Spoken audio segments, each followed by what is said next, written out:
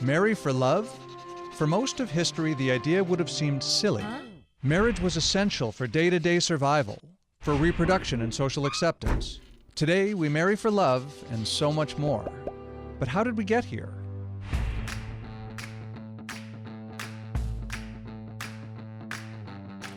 Let's look to Abraham Maslow as our unlikely tour guide.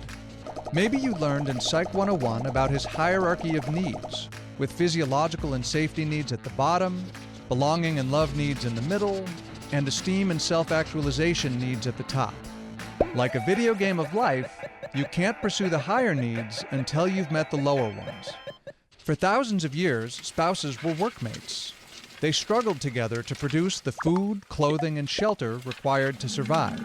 Then, starting around 1850, America and other Western nations industrialized.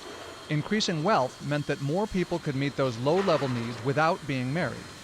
For the first time ever, personal fulfillment became a primary goal of marriage, which jumped up to Maslow's love and belonging level. Spouses went from workmates to soulmates. But this early version of soulmate marriage was based on the idea that men and women should adhere to radically different gender stereotypes in order to inspire love. The assertive breadwinner married the nurturing homemaker. In the 1960s, people staged a full-on revolt against these constricting social roles. Individuality, freedom of expression, and authenticity became the holy grail. Today, we still marry for love, but we also require that our partner help us grow toward our authentic self. Michelangelo said that sculpting is not about creating a sculpture, but about revealing it, chiseling and polishing the block of marble to reveal the beautiful form slumbering within. Similarly, married people began looking to their partner to sculpt away their flaws and facades, bringing forth the authentic self buried within. The climb of marriage up Maslow's hierarchy creates a paradox.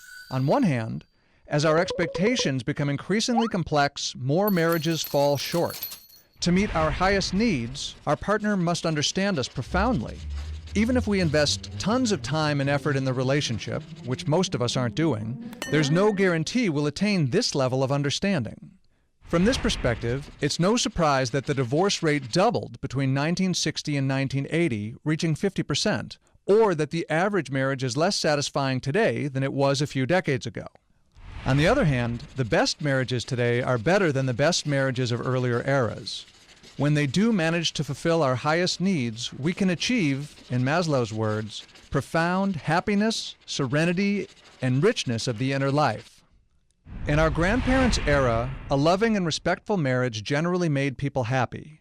Today, many of us find such a marriage disappointing if it doesn't also facilitate our voyage of self-discovery and personal growth. But those of us whose marriage achieves all of that enjoy a level of marital fulfillment that Grandma and Grandpa wouldn't have dreamed possible.